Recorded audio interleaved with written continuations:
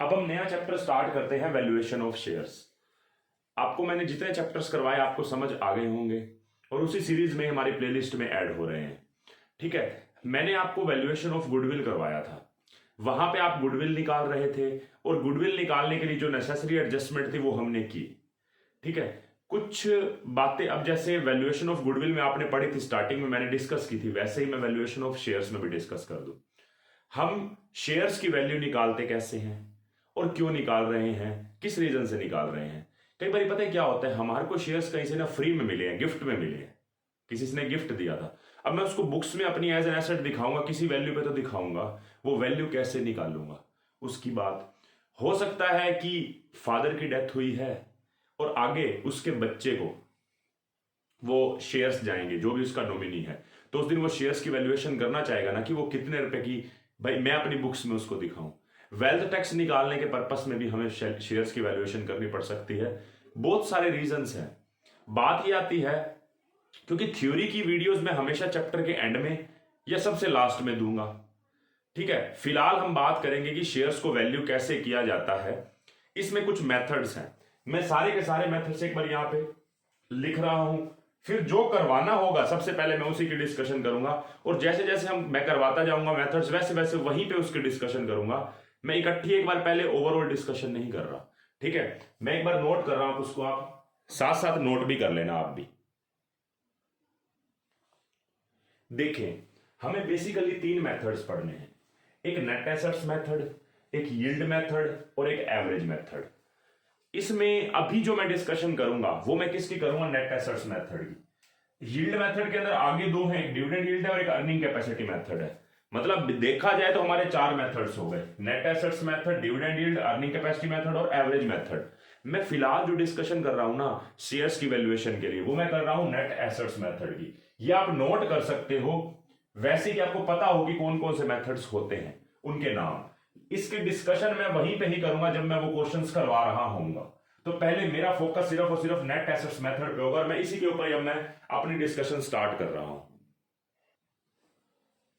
देखें, net assets method के और भी नाम है, ब्रेकअप वैल्यू मेथड, आईवी मतलब intrinsic value method, assets valuation method और एसेट्स बैकिंग मेथड।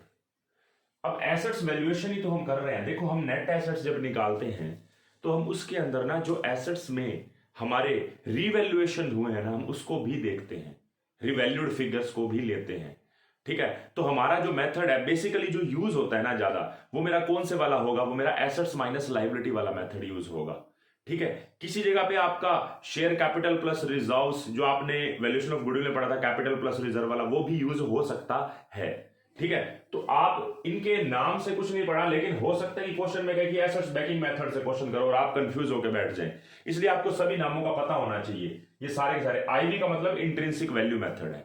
ठीक है, इंट्रिंसिक वैल्यू का मैं अभी मीनिंग भी बताऊंगा, इंट्रिंसिक वैल्यू क्या होती है। हालांकि है तो net assets method, intrinsic value का मतलब क्या है वो मैं डिस्कस कर देता हूं। ठीक है, आप इसको एक बार इसको भी लिखो कि हमारी जो मेथड है पहले इसके ये नाम हो सकते हैं। देखिए, नेट एसेट्स निकालने का फॉर्मूला क्या है, आप एसेट्स में से लायबिलिटी घटा दो। अब एसेट्स में मैं आपसे पूछूं, आपको plant and machinery, furniture, fixture, land and building दे रखी है, बुक वैल्यू लेने की जरूरत नहीं है। अगर रिवैल्यूड फिगर दे रखा है तो आपको रिवैल्यूएशन करना है। रिवैल्यूएशन में एप्रिसिएशन भी हो सकता है और डेप्रिसिएशन भी हो सकता है। ठीक है, तो वो आपने लेने हैं, तो एसेट्स एट मार्केट वैल्यू आपको लेनी है। उसके बाद लायबिलिटी किस पे, पेबल वैल्यू पे लेनी है। ठीक है, जो अमाउंट उसका पे होना है, ना कि जो बुक्स में लिखा हुआ है, जो पे होना है। अब हो सकता है ना मैंने कोई अनरिकॉर्डेड लायबिलिटी लिख रखी हो, जो ऐसी लायबिलिटी जो मैंने लिख ना रखी वो अनरिकॉर्डेड हो, उसको भी तो लिखूंगा ना बुक्स में। तो मैं नेट एसेट्स निकालने के लिए अनरिकॉर्डेड लायबिलिटीज को भी लिखूंगा। हो सकता है कोई डिबेंचर्स है, डिबेंचर्स का इंटरेस्ट है, वो मैंने अभी बुक्स में नहीं दिखा रखा, वो भी तो पे करना है ना, तो वो भी मैं यहां से माइनस करूंगा। इसके अलावा प्रेफरेंस शेयर्स कैपिटल को भी माइनस करूंगा, क्योंकि नेट एसेट्स हम इक्विटी वालों की निकाल रहे हैं, तो प्रेफरेंस शेयर्स कैपिटल भी माइनस होगी, तो वो भी मैं माइनस कर दूंगा। तो ये हमारी नेट एसेट्स की वैल्यू आ जाएगी फॉर इक्विटी शेयर होल्डर्स। अब अगर मैं इसको वैल्यूएशन ऑफ शेयर्स करनी हो, हर एक शेयर की वैल्यू निकालनी हो, तो क्या करूंगा, जो value of net assets I है उसको नंबर ऑफ इक्विटी शेयर से डिवाइड कर दो। मान लो आपकी यहां पे वैल्यू आई है 1 लाख रुपए और नंबर ऑफ इक्विटी शेयर्स 1000 हैं, तो 100 रुपए पर शेयर आपकी वैल्यूएशन आ गई। 1 लाख डिवाइड बाय 1000, बस सिंपल सा पॉइंट था। ठीक है, तो आपको पहली बात ये समझ आनी चाहिए कि वैल्यूएशन ऑफ शेयर्स के लिए नेट एसेट्स निकालते कैसे हैं। अब हम इजीली क्वेश्चंस कर सकते हैं। आपको ये बात समझ आ गई होगी। देखिए, मैं बुक का फर्स्ट इलस कर रहा हूं, आप भी अपना इलस निकाल लो। कह रहे हैं the following is the balance sheet of X limited as at 31 March 2021। हमें बैलेंस शीट में बहुत सारी आइटम्स दे रखी हैं, current assets, non current assets में, लेकिन नीचे क्या कह रखा है, कह रहा है land and building have been valued at ₹3 lakh. मतलब जो बुक्स में वैल्यू दे रखी है लैंड एंड बिल्डिंग की 2,10,000 रुपए, वो नहीं लेनी, हमने वैल्यू ऑफ नेट एसेट्स निकालनी है, मतलब हमने कैलकुलेट करनी है। तो कैलकुलेशन ऑफ नेट एसेट्स कैसे निकलेगी, जो जो तो रिवैल्यूड फिगर्स हैं उसी को ही उठाओ। जैसे लैंड एंड बिल्डिंग हम कितनी लेंगे, जो रिवैल्यूड फिगर है, लैंड एंड बिल्डिंग का फिगर है 3 लाख रुपए। इसके बाद कह रहे प्लांटर मशीनरी की वैल्यू निकली है 60,000 रुपए, तो प्लांटर मशीनरी को 60,000 ले लेते हैं।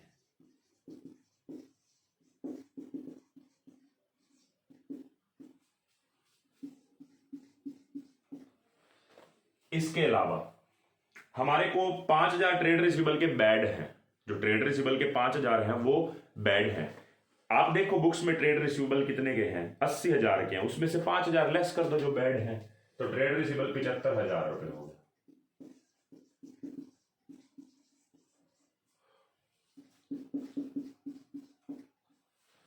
अच्छा, इसके अलावा गुडविल को हमने लेना है 70,000 रुपए में, तो गुडविल 70,000 रुपए होगी।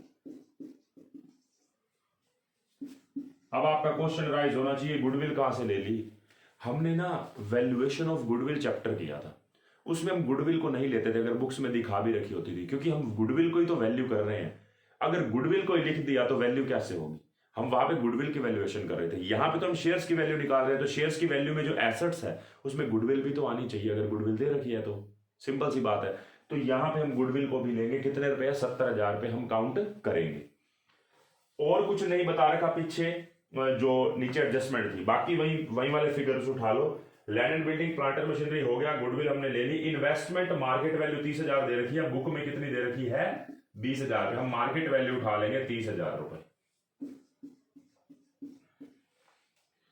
उसके बाद इन्वेंट्री 60,000 रुपए की,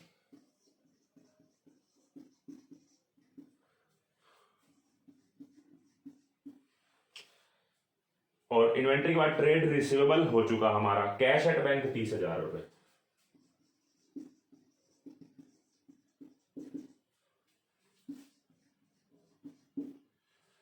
तो ये हमारे पास सारी की सारी क्या निकल के आ जाएंगी, इससे एसेट्स निकल के आ जाएंगी। देखो शेयर इश्यू एक्सपेंसेस तो खर्चा है, खर्चे को हम नहीं लेते, ठीक है, वो वैसे दिखा रखा है एसेट्स में, क्योंकि मिसलेनियस एक्सपेंसेस हैं जो अभी तक पीएनएल से चार्ज नहीं हुए, लेकिन हम इसको काउंट नहीं करेंगे। आप इसको नोट करें सबसे पहले, तो आप इसका टोटल करेंगे 1 2 3 4 5 6 7 आइटम्स हैं, इसका टोटल आ रहा है 6,25,000 रुपए। मैं यहां पे 6,25,000 रुपए एसेट्स का टोटल लिख रहा हूं। अब लेस करते हैं लाइबिलिटीज। तो लाइबिलिटीज हमारी क्या क्या है, पढ़ते जाएं। एक तो है एम्प्लॉय प्रोविडेंट फंड 15,000 रुपए का, ईपीएफ 15,000 रुपए। इसके अलावा ट्रेड पेबल्स 86,000 रुपए,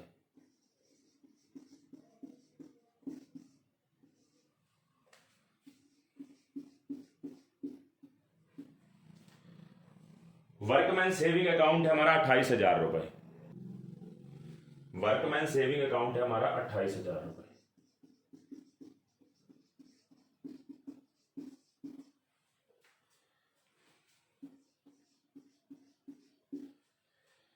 और प्रोविजन फॉर टैक्स है हमारा 12,000 रुपए।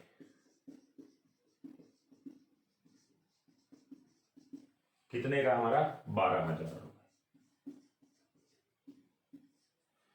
तो हमारा टोटल कितना हो गया, ये 28, 15, 86 और 12, 1,41,000 रुपए। तो हमारे पास ये एसेट्स हो गई, ये लाइबिलिटीज हो गई। तो हमारे पास टोटल नेट एसेट्स आ रही है, इसमें से ये लेस कर देता हूं तो 4,84,000 रुपीज।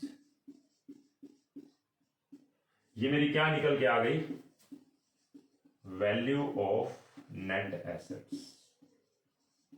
कहीं पे भी आपको क्वेश्चन में ना प्रेफरेंस शेयर कैपिटल दे नहीं रखी, कहीं आप कंफ्यूज रहे, तो हमें प्रेफरेंस शेयर कैपिटल लेस करनी है, अगर दे रखी है तो। वो नहीं दे रखी इस क्वेश्चन में तो नहीं करेंगे, ठीक है। तो ये आपके पास आ गया नेट एसेट्स। अब मुझे वैल्यू ऑफ शेयर्स अगर निकालनी है, मैं यहां पे कर देता हूं, तो बताएंगे वैल्यू ऑफ शेयर्स कैसे निकलेगी।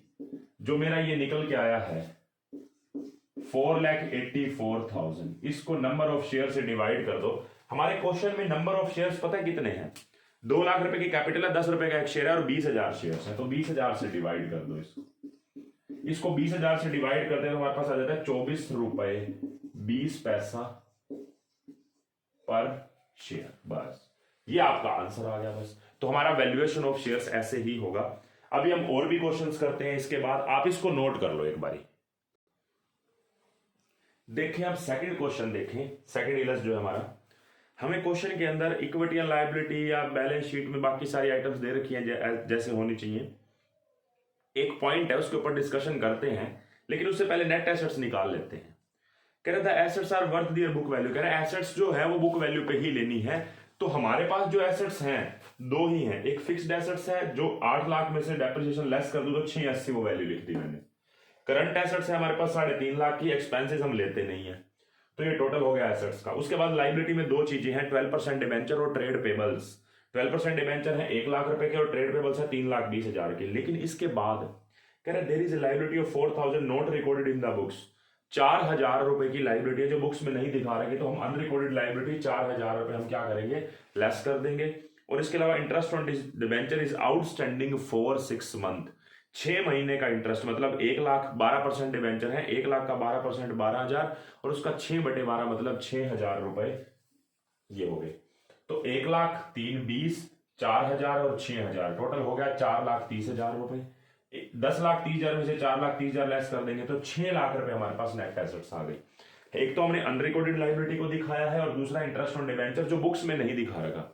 अगर जो मैंने आपको वैल्यूएशन ऑफ नेट एसेट्स का फॉर्मेट बताया था, मैंने वहां पे लिखा था liabilities at payable value. Payable का मतलब जो हमने पे करने हैं वो सारे के सारे दिखाने हैं, ना कि सिर्फ बुक में जो लिखी हुई है वही दिखानी है, ठीक है। वो फिगर उससे ज्यादा भी हो सकती है, कम भी हो सकती है, प्लस कोई लाइबिलिटी और भी ऐड हो सकती है। जैसे ये 2 लाइबिलिटीज और ऐड हुई है जो बैलेंस शीट में गिवन नहीं थी। यहां तक का काम तो था इजी। अब बात आती है वैल्यूएशन ऑफ शेयर्स की। थोड़ा ध्यान से समझना पड़ेगा, वैल्यूएशन ऑफ शेयर्स मैं कैसे करूं। यहां पे मेरे शेयर्स 3 टाइप के हैं, 10,000 शेयर्स भी हैं, 20,000 भी हैं और 48,000 भी हैं, और सबके अलग अलग पैसे आए हुए हैं। एक के 10 रुपए का शेयर है और पूरे आए हुए हैं, एक का 10 रुपए का शेयर है 8 रुपए दे रखे हैं अभी तक पेडअप, और एक शेयर ही 5 रुपए का और फुली पेडअप है, मतलब उससे एक्स्ट्रा तो और आने ही नहीं है। तो क्या मैं सभी को सेम शेयर्स की वैल्यू बोल दूं क्या? जिसने 5 रुपए दे रखे हैं उसके शेयर की वैल्यू भी उसी हिसाब से होनी चाहिए, जिसने 8 रुपए दे रखे हैं उसके शेयर की वैल्यू भी उसी हिसाब से होनी चाहिए, और जिसने 10 रुपए दे रखे हैं उसके शेयर की वैल्यू ज्यादा होनी चाहिए। आप इस बात से एग्री करें पहले तो। अब बात ये आती है, इसके लिए मैं एक तरीका लगा सकता हूं। Let us suppose each share is of ₹1 या शेयर इज ऑफ ₹1 ईच। हर एक शेयर 1 रुपए का है, ठीक है। इस हिसाब से मुझे बताएं नंबर ऑफ शेयर्स कितने होंगे, आप बताएं। हर एक शेयर को अगर मैं 1 रुपए का बोल दूं, मतलब जो पहले वाले शेयर्स पे 1 लाख मिले हुए हैं, तो 1 लाख को 1 से डिवाइड करूंगा तो मैं क्या बोलूंगा, 1 लाख शेयर्स ऑफ ₹1 ईच, ये 1 लाख रुपए हो गए। मतलब हमारे पास ये जो 1 लाख आ रहा है ना, वो 1 लाख शेयर्स मान रहे थे, क्योंकि मैंने 100 वाले शेयर्स को 10 रुपए वाले शेयर को 1 रुपए में कन्वर्ट कर दिया। अमाउंट में चेंज नहीं कर रहा, अमाउंट में वही लूंगा। उसके बाद आगे देखिए, अगले वाले जो है मैं इसको ऐसे बोल देता हूं, क्योंकि यहां पे तो 160 आना ही है, तो मैं बोल देता हूं इसको 1,60,000 शेयर्स ऑफ ₹1 ईच। जबकि 1,60,000 शेयर्स है नहीं, ये शेयर्स हैं कितने, ये 20,000 इक्विटी शेयर्स है, 8 का 1, ये 10,000 शेयर्स हैं, 10 का एक, लेकिन मैंने उसको 1 रुपए में कन्वर्ट कर दिया है। उसके बाद 48,000 शेयर 5 का है, मैं उसको 2,40,000 शेयर्स ऑफ 1 ईच बोल देता हूं।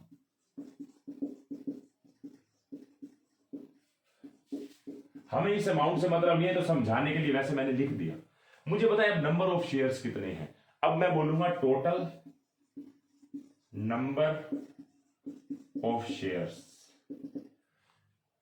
1,00,000 plus 1,60 plus 2,40,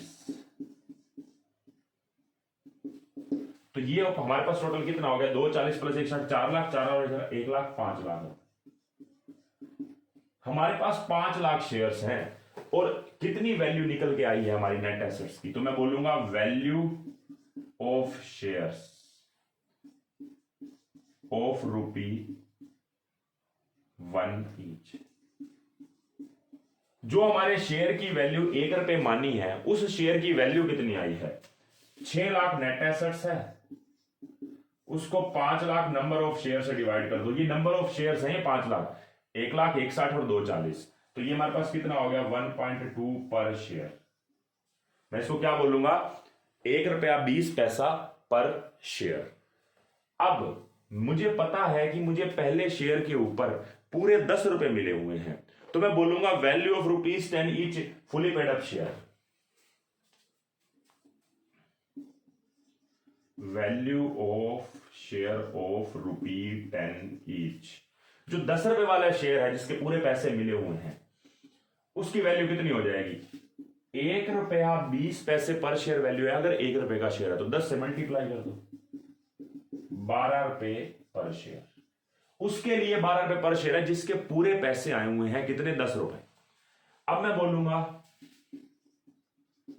value of share of ₹10 each, ₹8 paid up, जिसके 8 रुपए आए हुए हैं, लेकिन 10 का है लेकिन 8 आए हुए हैं, तो मैं इसको क्या बोलूंगा, ₹1.20 को 8 से मल्टीप्लाई कर दूंगा, ₹9.06, ₹9.60 पर शेयर।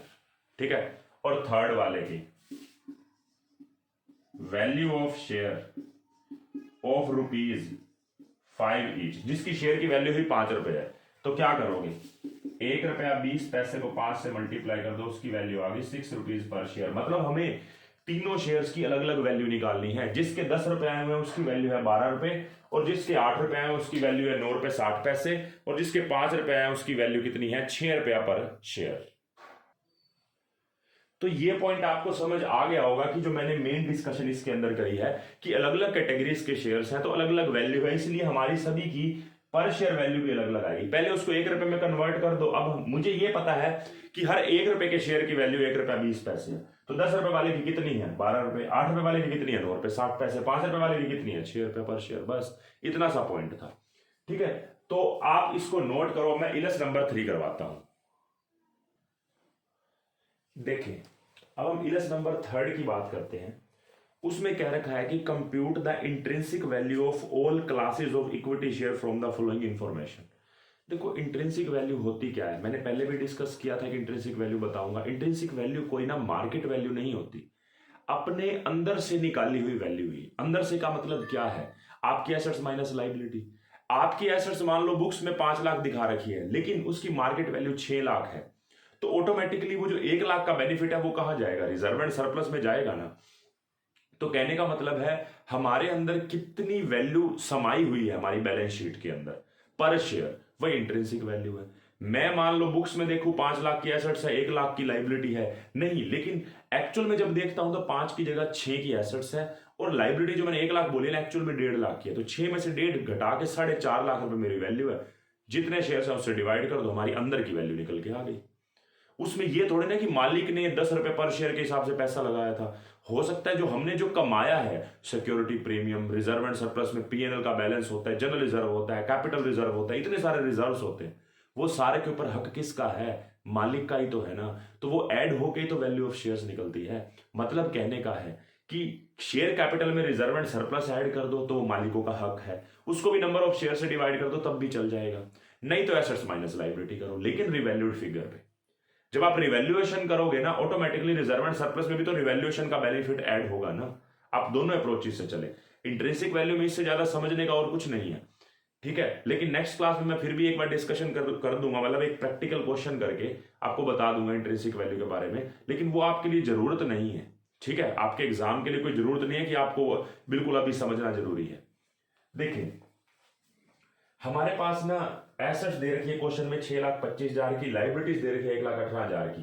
तो मेरे पास एसेट्स नेट आ गई 5,07,000 की, लेकिन इसमें से भी प्रेफरेंस शेयर्स कैपिटल भी लेस होनी बाकी है। तो प्रेफरेंस शेयर कैपिटल मुझे क्वेश्चन में दे रखी है 1,00,000 की, मैंने वो भी लेस कर दिया, तो 4,07,000 रुपए मेरी क्या निकल के आ गई, नेट एसेट्स निकल के आ गई हमारी।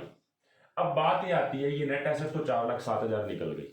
अब क्वेश्चन में फिर वही बात है पिछले क्वेश्चन जैसी, हमारे अलग अलग कैटेगरीज के शेयर्स हैं, लेकिन सबसे बड़ी खास बात क्या है, जो हमारे अलग अलग कैटेगरीज के शेयर्स हैं उनकी फेस वैल्यू सेम है। वो किसी रीजन से पैसे कम इसलिए मिले हुए हैं क्योंकि वो हमने पैसे अभी मंगवाए नहीं है, अनकोल्ड है।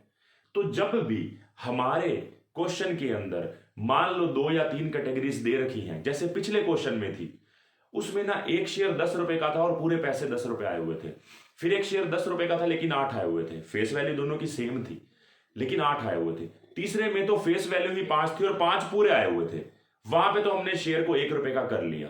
लेकिन यहां पे ना हम एक तरीका और लगा सकते हैं, ये मान के कि हम नियर फ्यूचर में जो ये पैसे पूरे नहीं आए हुए मंगवा लेंगे। जैसे आप चेक करके देखो, इस थर्ड क्वेश्चन के अंदर आपको 1 रुपए का शेयर मानने की जरूरत नहीं है।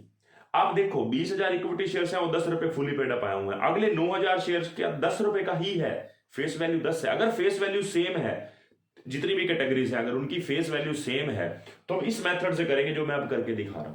लेकिन अगर फेस वैल्यू सेम नहीं है, किसी की भी एक फेस वैल्यू अलग पाई गई, तो वो जो 1 रुपए का शेयर हमने एज्यूम किया था वैसे कर लेना, जैसे पिछले क्वेश्चन में था। तो यहां पे 9,000 इक्विटी शेयर 10 रुपए का एक है, 8 रुपए पेड अप है, मतलब 2 रुपए भी मंगवाने बाकी हैं। तो मान के चलेंगे हम फ्यूचर में ये 2 रुपए मंगवा लेंगे। एज्यूम करो 6,000 इक्विटी शेयर्स है, 10 रुपए का एक है और 5 रुपए पेड अप है, मतलब इसलिए एज्यूम कर लेते हैं कि 5 रुपए मंगवा लेंगे फ्यूचर में। अगर ये पैसे मंगवा लिए जाएं, मान लो इसको हम क्या बोलेंगे, नोशनल कॉल, इसको मैं क्या बोलूंगा, नोशनल कॉल।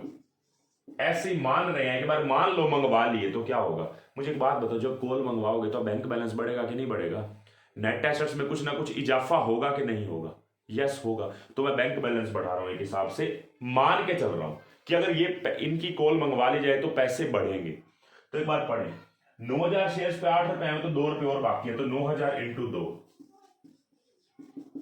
18,000 रुपए इससे आएंगे। फिर अगला है 6,000 शेयर्स वाला, उस पर 5 रुपए मंगवाने बाकी है, तो 6,000 इंटू 5 30,000 रुपए। तो 4,07,000 प्लस 48,000, टोटल हो गया हमारे 4,55,000 रुपए। ये मेरी तब आई है जब मैं नोशनल कॉल मंगवा लेता हूं। तो 4,55,000 में मेरी वैल्यू आ गई है net assets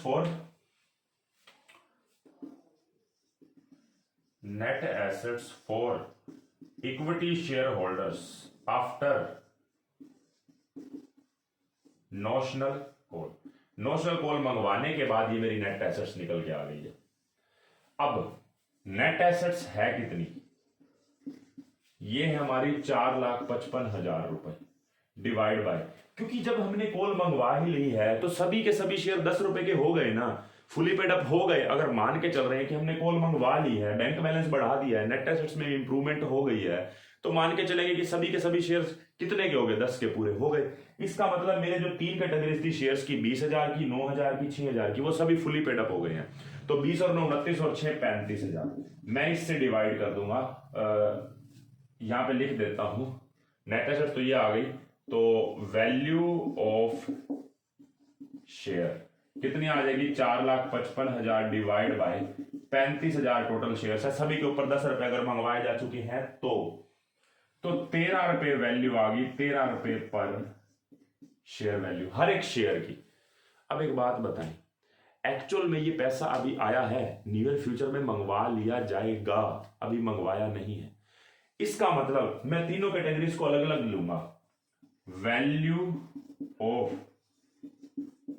fully paid shares तो है 13 रुपए पर शेयर, और वैल्यू ऑफ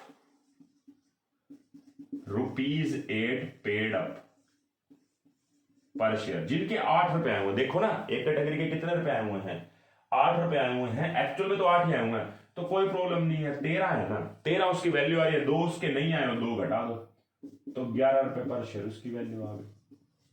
अब वैल्यू उसकी, जिसकी वैल्यू कितनी है 5 रुपए, तो वैल्यू ऑफ ₹5 पेड अप पर शेयर, जिसपे 5 रुपए अभी तक हमें मिले हुए हैं, तो उसका क्या करेंगे, 13 वैल्यू आई थी और कितने, मतलब देखो यहां पे पूरे मिले हुए 10 के 10, यहां पे 2 कम मिले थे 2 घटा दिए, यहां पे 10 वाले में से 5 मिले, मतलब 5 नहीं मिले तो 5 घटा दो, तो इसकी वैल्यू कितनी आ गई, 8 रुपए पर शेयर। मैंने 2 क्वेश्चन करवाए और दोनों के अलग अलग तरीके से करवाए, ये जो हमने अभी निकाला है, करवाए मैंने टोटल 3 है, पहले में तो कुछ था ही नहीं। ये जो लास्ट 2 क्वेश्चंस करवाए हैं, एक में मैंने वैल्यू निकालने का तरीका अलग से देखा, कैटेगरीज अलग अलग थी, लेकिन मैंने हर एक शेयर को 1 रुपए का कर लिया। वो तब जब फेस वैल्यू भी शेयर्स की अलग अलग है, जब फेस वैल्यू सेम है सिर्फ पेड अप वैल्यू अलग है, तो नोशनल कॉल मंगवाओ और वैल्यू निकालो, फिर जितने रुपए नहीं आए हुए, नोशनल कॉल का मतलब क्या है, मान रहे हैं, अगर जो पैसे कम आए उतने रुपए लेस कर दो, उनकी वैल्यू निकल गई, बस सिंपल सा पॉइंट था। तो नेक्स्ट क्लास में हम इस मेथड को पूरा करने की कोशिश करेंगे, नेट एसेट्स मेथड को, फिर हम अगले मेथड पे चलेंगे, आप इसको नोट कर सकते हो।